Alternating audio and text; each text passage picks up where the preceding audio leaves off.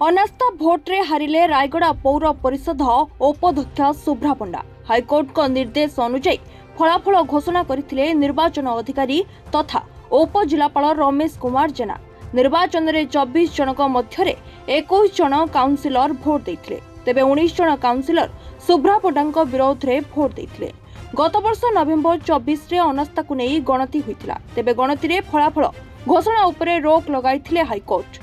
तेबे यापरे गत फेब्रुआरी 23 तारिख में रोक हटाइबा सहित फलाफल घोषणा पाई हाइकोर्ट निर्देश देथिले। उक्त राय प्रकाश रे आज पौर परिषद कार्यालय रे फलाफल घोषणा होइछि। एन भास्कर राव 19 जन काउंसिलर बाण फुटाई सेलिब्रेशन करथिले।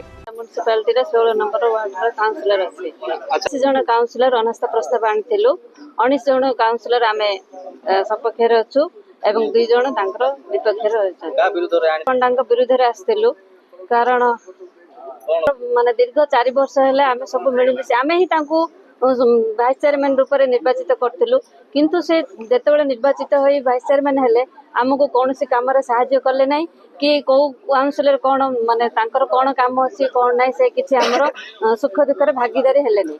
सेतिपई आमे समस्ते न्यस्त कलु जे आमे अनास्था प्रस्ताव आनिलु एवं आमे समस्ते विजयी हेतु। पंडांग विरुद्ध रे आनिथिलु, 19 जन देथिलु, आमे 19 जन 19टा भोट रे जीतिचु।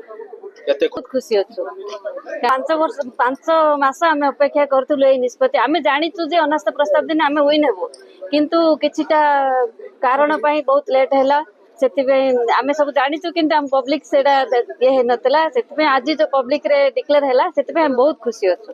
वर्तमान सब काउंसिलर मिसी आमे जाको आमे निर्वाचित करबु से हेबे मिसी आमे तार भोटिंग भी कर देथिलु, किंतु उच्च न्यायालय निर्देश में ताको रिजल्ट प्रकाश कर नथिलु। आज तार रिजल्ट प्रकाश करलो। 21 खंड पोलिंग होइतिला, सेतरु 19 खंड तांग विरुद्ध रे जाइजे, 2 खंड तांग सपोर्ट ताकर स्वाभिगत रहा। संतोष कुमार दळे, मु रायगड़ा पौर परिषद 15 नंबर वार्ड काउंसिलर। गत 22 चेयरमैन शुभ्रा पंडा विरोध में अनास्था प्रस्ताव देथिलु। आज जो फलाफल रे आमे अनास्था प्रस्ताव सपक्ष रे आमे 19 जन भोट 19 भोट पाइछु। अनास्था प्रस्ताव विपक्ष रे 2 निर्वाचन तो ठीक ठाक थिला। हमरो जति आमे अनास्था प्रस्ताव देथिलु से आमे 19 जन आमे सपक्ष रे।